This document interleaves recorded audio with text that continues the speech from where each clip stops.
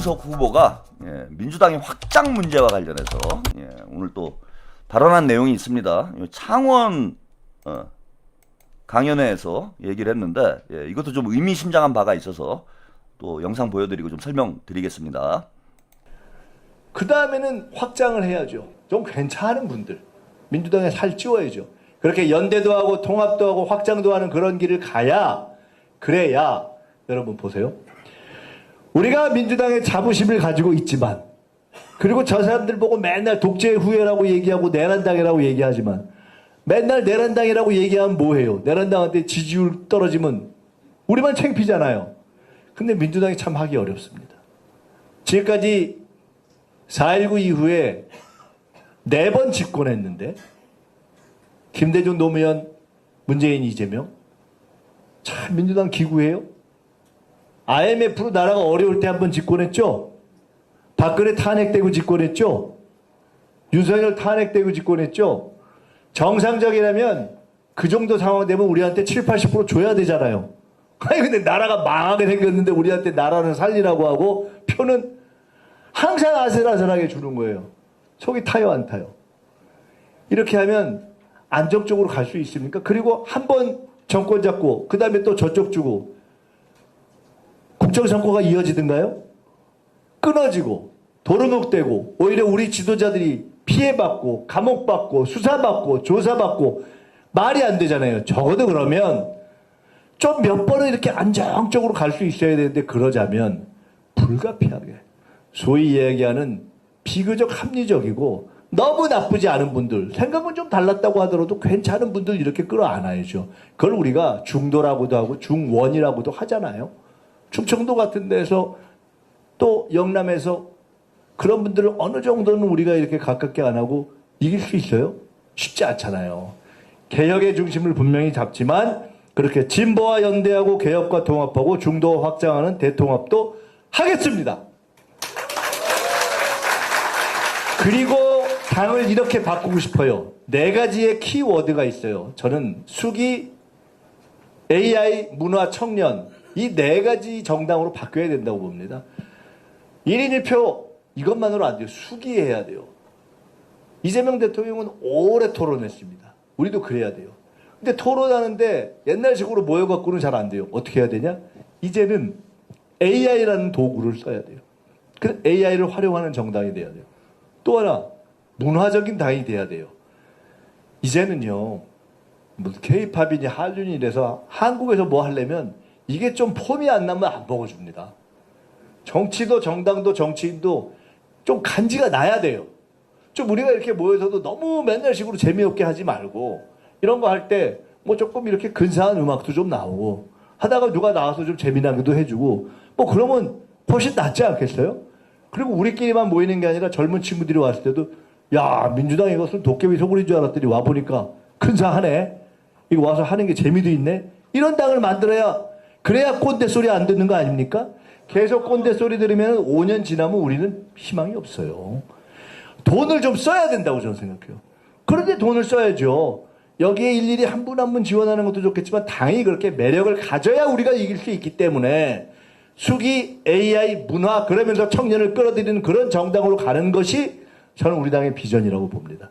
그거를 필요하다면 제가 외부 컨설팅도 받고 다양한 토론도 해서 필요한 돈도 좀 쓰고 하면서 그렇게 한번 당의 모습을 진짜 멋지게 한번 바꿔볼까 하는데 같이 하시겠습니까? 네, 여기까지 김민석 후보의 강연을 들어보였습니다. 뭐 계속 강조를 하고 있는 부분인데 2가지예요. 지금 민주당이 연속 집권을 하려면. 그러니까 이게 참 계속 그렇잖아요. 나라 망하면은 민주당이 집권하고 민주당이 정상화해 놓으면은 국민의힘이 또 집권을 해가지고 나라를 망쳐놓고, 이게 제가 무간지옥이라고 표현을 했잖아. 우리가 21세기에 들어서서 97년에 정권 교체에 처음 성공을 했는데 그 뒤에 벌어진 일들 한번 생각을 해보세요. IMF 맞아가지고 나라 망할 뻔한 걸 김대중 노무현 정부가 겨우 일으켜 놓으니까 이명박근혜 정부 10년 동안 다시 제자리를 만들어 놓습니다. 거의 뭐 30년 전 40년 전으로 후퇴를 시켜요. 그러더니 우리 국민들이 촛불 들고 나가서 그 당시 민주당 얼마나 무능했습니까? 대통령이 국민들이 국민의힘 보수 정당 한나라당이었나요 그 당시에 새누리당 새누리당까지 압박을 해가지고 박근혜 탄핵을 시켰어요. 그리고 집권을 했어. 그래서 5년 만에 좀 정상화 되나 싶었더니 또 윤석열이 3년 만에 그건 5년도 안 걸렸어요. 3년 만에 그냥 나라를 난장판을 만들어 놓습니다. 그래서 또 국민들이 촛불 들고 응원봉 들고 나와가지고 나라를 또 정상화를 해놨어. 이재명을 대통령을 만들었어. 근데 지금 민주당이 뭐 하고 있어요, 여러분? 뭐 하고 있습니까? 자기들끼리 싸우고 있잖아. 문조털레이하고 뉴 이재명하고 친문하고 친명하고 자기들끼리 싸우고 있는 거예요. 냉정하게 얘기하면 국민들이 정권 찾아줬더니 민주당이 그 대통령의 발목을 잡고 있는 상황인 거잖아. 당대표가 대통령 발목을 잡은 거잖아요, 지금. 그래서 또 말아먹는 거예요. 이대로 가면은 진짜 정청래가 설치고 유시민이 설치고 김어준이 설치고 이런 상황이 앞으로 4년 동안 여러분 지속된다고 한번 생각을 해보세요. 뻑하면 유시민이 기어나와가지고 A, B, C, D, E, F, G 재건축을 합시다. 재건축 맨날 이러고 주접을 떨고 김어준은 거기다 몇십만 털레반을 모아놓고 계속 가스라이팅하고 정청래는 귀에만 엿보고 있다가 또 당을 흔들고 이런 상황이 계속 반복이 된다고 생각을 해봐. 4년 동안 이게 정권 재창출이 어떻게 가능하겠어요. 또 뺏기는 거지. 그래서 이번에 단호하게 끝내야 되는 거예요. 단호하게 끝내야 된다. 응? 여기서 끝내야 돼요. 그리고 앞으로 4년 동안은 유능한 민주당, 일하는 민주당을 보여줘야 되는 거야. 이 무능하고 게으른 친문 적폐들을 청산을 하고 완전히 싹 청산을 하고 민주당이 대통령과 당대표를 중심으로 똘똘 뭉쳐서 유능하고 일하는 정당으로 거듭이 나야 그래야 정권 재창출이 가능한 겁니다.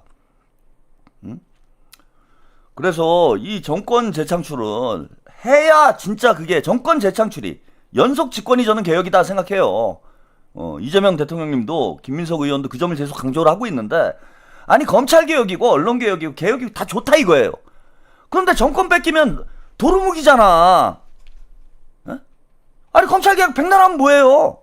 공수처 만들면 뭐해? 검수완박하면 뭐합니까? 정권 뺏기고 나니까 다 도루묵 되는 거 아니야 그냥. 김대중 노무현 정부 때 만들어졌던 IT 민주주의의 성과들 이명박근혜가 10년 만에 삽질하고 땅 파고 물대포 쏘고 난장판 만들어 버리잖아요. 그러면 아무것도 아닌 거예요. 딱 10년 지나고 나니까 오히려 후퇴를 했어. IMF 때와 거의 같은 수준으로 대한민국이 돌아갔습니다. 그러면은 우리가 연속 집권하는 게 지금 당장 뭐 검찰 보안 수사권이 어떠니 저떠니 뭐 그거 중요하죠. 개혁을 한 걸음 한 걸음 우리가 해나가는 것 중요한데 그보다 더 중요한 건 뭐냐. 그 개혁의 성과를 계속 이어가려면 정권 재창출에 성공을 해야 되는 거야. 연속 집권에 성공을 해야 개혁이 의미가 있는 거예요. 그럼 이 악순환을 벗어나려면 어떻게 해야 될 것인가. 저는 내적으로는 민주당의 개파 정치를 청산을 해야 됩니다. 친문이니 친명이니 명청대전이니 명문대전이니 이런 말이 나와서는 안 돼요. 대통령을 중심으로 당대표를 중심으로 민주당이 똘똘 뭉쳐서 하나가 될 수 있는 그런 정당을 만들어야 된다. 이번 당대표 선거가 그런 선거가 돼야 돼. 뭐 정청래를 당대표를 못하게 한다?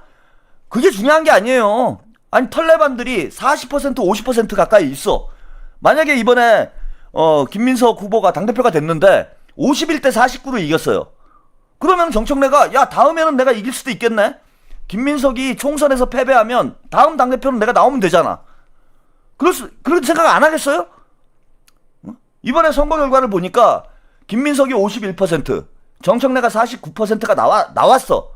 그럼 정청래가 야 내가 졌으니까 이제 김민석 당대표와 이재명 대통령을 중심으로 해서 열심히 해야 되겠다. 이렇게 생각할 것 같아요, 여러분. 절대 그렇지 않습니다. 예. 비트님, 김민석 당대표 친명 최고위원 5명 무조건 만듭시다. 당원 동지들의 힘을 보여줍시다. 절대 그러지 않아요. 야 다음에 총선 망하면은 야 내가 또 당대표 나오면 되겠네? 이러지 않을까?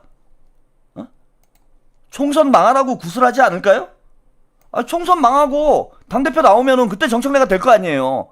그러면 총선 못 이기게 막 흔들어대지 않을까? 저는 그럴 것 같은데?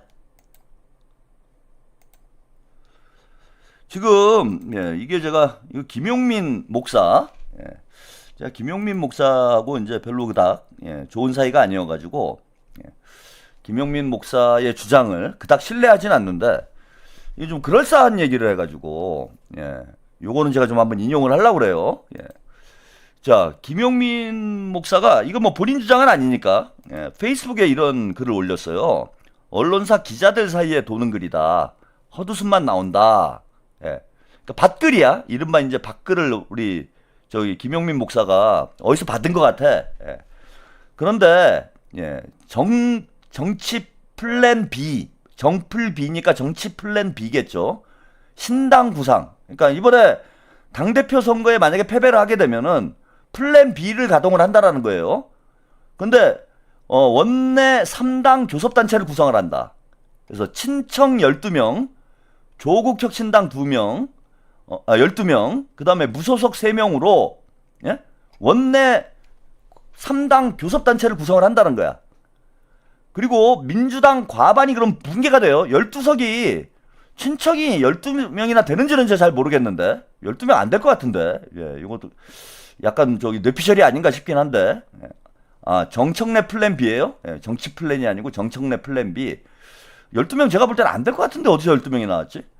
그러면 아무튼 12명이 나간다 그러면은 민주당 과반이 붕괴가 되고 선명 개혁 노선을 구축해서 원내 캐스팅 보터를 확보를 하고 시민사회와 대통합 전선을 구축해서 총선 승리와 원내 제1당 도약을 한다.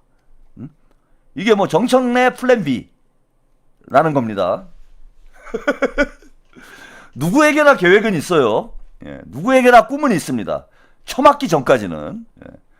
그런데 제가 이제 드리고 싶은 말씀은 뭐 저런 시나리오대로 간다라는 말씀을 드리고 싶은 게 아니고 머리를 계속 굴릴 거라는 거야. 뭘 하건 머리를 계속 굴릴 거라는 거지. 근데 만약에 이번 당대표 선거에서 김민석이 당대표가 되더라도 이게 뭐 50일 대 49? 아니면 뭐 50대 뭡니까? 50대 50? 50대 50은 안 되는구나. 55대 뭐 45? 뭐 요 정도 차이가 나잖아요. 그러면은 정청래가 다음 당대표 선거에 도전을 합니다. 제가 볼 땐. 게다가 그때는 대통령 임기 말이잖아. 총선 끝나고 이제 당대표 선거를 또 하게 되는데 대선 직전에 정청래가 당대표 출마를 또 해요. 그렇게 되면 40% 이상 제가 볼 때는 득표를 하면은 정청래가 저런 플랜 B로 가는 게 아니라 이번 판은 쉬고 다음 당대표 선거 때 도전을 한다. 그래서 김민석과 정청래 2차전이 벌어지게 될 위험성이 있는 거지. 그래서 우리가 확실하게 이겨야 됩니다. 그러니까 내부 정리를 이번 당대표 선거에서 확실하게 해야 우리가 통합과 확장으로 나갈 수 있는데 내부가 정돈돼야 외부를 영입할 거 아니에요. 근데 내부가 이렇게 소란스럽고 우리들끼리 싸우고 있는데 어떻게 확장을 합니까? 확장이 안 되는 거죠. 그래서 이번 당대표 선거에 우리가 70% 이상의 압도적 승리를 해야 된다. 김민석 후보가 70% 이상의 압도적 승리를 해서 차라리 나가라. 안에서 발목 잡지 말고 차라리 나가라. 그렇게 되면 안에서는 발목을 못 잡아요. 70% 이상 득표를 하면은 안에서는 절대 발목을 못 잡는다. 그 다음에 최고위원도 최선을 다해서 5명을 만들어야 돼요. 우리가 최민희까지 확실히 걸러내야 됩니다. 다시는 길을 못 피게 완전히 눌러놔야 돼요. 여러분. 그러지 않으면은 또 스물스물 민주당이 흔들릴 때, 이재명 대통령이 흔들릴 때 스물스물 기어나와가지고 또 당을 흔들어요. 그러고 나서 우리가 중원으로 나가야 된다. 김민석 후보가 얘기했듯이 대담하게 중원으로 나가서 중도 보수, 그 다음에 지역적으로 보면은 뭐 중도 성향을 가진 뭐 영남권, 이런 데를 우리가 대담하게 확장을 통해서 확보를, 영토를 넓혀 나가야 됩니다. 그러려면 또 어떻게 해야 됩니까? 영입을 해야 되잖아, 우리가. 영입을 하려면 어떻게 돼요? 자리를 만들어줘야 되는 거야, 이게 또. 응? 우리가 중도 보수의 유권자들을 끌어들이려면 중도 보수 정치인들을 영입을 해야 되잖아. 뭐 영입만 꼭 있는 건 아니지만 영입을 해야 되잖아요.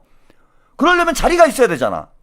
그래서 유시민이 하는 얘기가 한마디로 알박기에 밥그릇 싸움 하는 거예요, 유시민이. 아니, 외부에 지금 만약에 민주당에 160개의 금배지가 있어. 160개 금배지가 있는데 외부에서 10명을 데리고 와요. 어? 중도 보수 성향의 정치인들 10명을 데리고 왔어. 그럼 이 사람들 공천을 해야 될 거 아니야. 영입을 했으니까. 공천을 하려면은 160명이 현재 있는데 이 중에 10명은 공천을 못 받는 거 아니에요. 그죠? 10명이 들어왔으니까 10명 공천을 못 받는 거지. 그럼 누가 공천을 못 받겠어? 자기들 생각에, 친문들이 생각해 볼 때 누가 공천을 못 받겠어요? 뉴 이재명을 데리고 들어왔어, 10명을. 그럼 10명, 그 이전에 금배지 달고 있었던 사람 10명이 금배지를 내려놔야 이 사람들한테 줘야 되잖아. 예? 그러면 자기들 생각에는, 아, 누가 공천을 못 받을까? 아, 야, 이거 친명들은 해줄 거 아니야? 친문들이 공천 못 받겠네? 이 얘기인 거예요. 재건축론이라는 게 이 얘기인 거야. 야, 우리 밥그릇도 좀 챙겨주면서 거기다가 니네 조금 넓혀야지. 야, 우리 걸 뺏어가지고 뉴 이재명 주면 그게 되겠냐. 이게 단지 여러분 금배지만 이런 게 아니라 예를 들면 장관, 뭐 도지사, 응? 시장, 심지어는 유튜버도 그래요. 유튜버까지 그러잖아. 만약에 이현주 의원이 뭐 과방위원장이 됐어. 그러면은 예전에 무슨 뭐 김어준이니 뭐니 뭐 그쪽에 정청래 최민희한테 붙어 있었던 이런 유튜버들이 뭐 지상파도 나가고 막 여기저기 나갈 거 아니야. 근데 이현주가 과방위원장이 돼. 그러면 이제 그 못 나갈 거 아니에요. 이현주가 안 해줄 거 아니야. 응? 그럼 이제 실력 있는 사람들이 나가는 거지. 그럼 자기들 밥그릇을 뺏기는 거예요. 얘네들 생각은 그거야.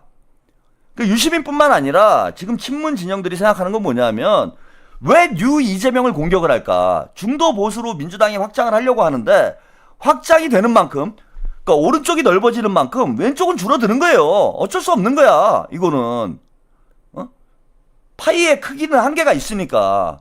그러니까 뉴 이재명을 못 들어오게 만들어야 되는 거예요. 유시민이나 조털레유 입장에서 오면은 뉴 이재명을 못 들어오게 만들고 공격을 하고 이현주 같은 사람, 이런 사람, 뭐, 김용남 같은 사람, 이런 사람들이 안 들어와야 자기들 밥그릇을 지킬 거 아니야. 그래서 벌어진 싸움이라는 거야, 저는. 그런데, 이렇게 정치를 하면은, 유시민 얘기대로 하면은, 민주당은 또 정권 뺏깁니다. 정권 뺏겨요. 더 넓혀야 돼. 언제까지, 진짜 0.73% 뭐, 이런 선거를 할 겁니까? 그런 차원에서 대담하게 확장을 해야 된다.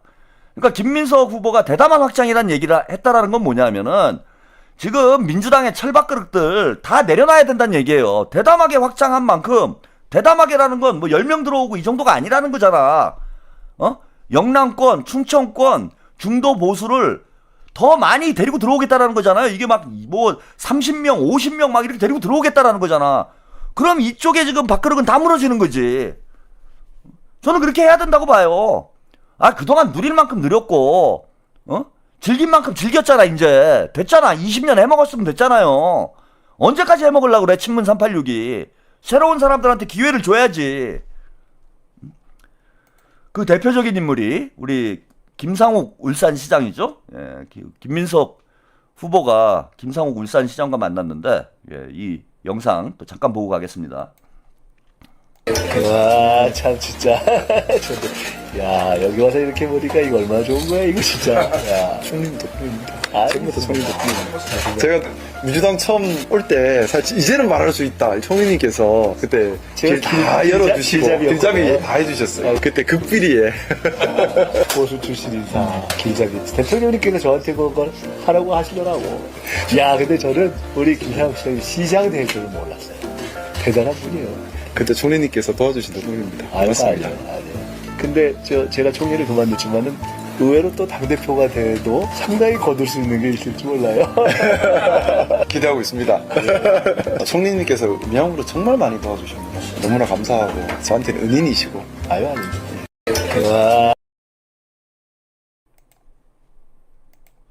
자, 이제는 말할 수 있다죠. 예, 우리 김민석 후보가 보수 출신 인사들의 이제 길잡이 역할을 했다. 예, 이런 얘기를 했고, 진짜 우리 김상욱 시장은 김민석 후보가 은인인 거죠. 예, 근데 이제 이거를 왜 하게 됐는가? 이재명 대통령이 시켜서 했다, 나는.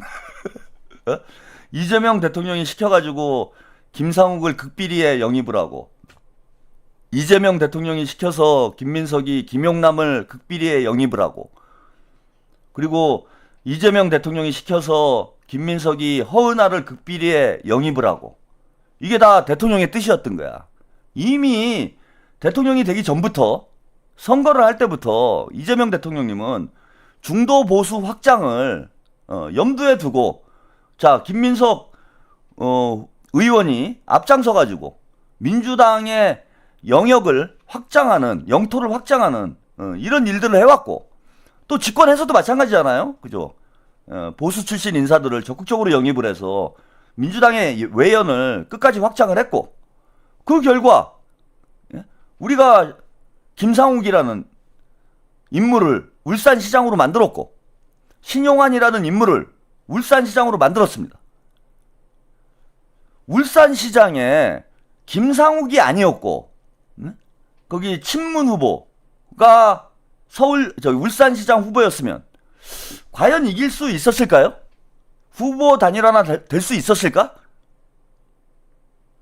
김상욱을 영입을 했기 때문에 보수 유권자들의 표를 조금이라도 더 가져올 수 있었고, 김상욱을 영입을 했기 때문에 김상욱이 책임지고 진보당과의 후보 단일화를 성사를 시켜서 우리가 울산에서 승리할 수 있는 결과로 이어졌던 거예요. 이게 중도 확장 노선의 결과인 거지. 그리고 신영환 후보도 마찬가지잖아. 낙승을 했잖아. 뉴 이재명 후보들 다 이번 지방선거에서 좋은 성과를 거둬내지 않았습니까?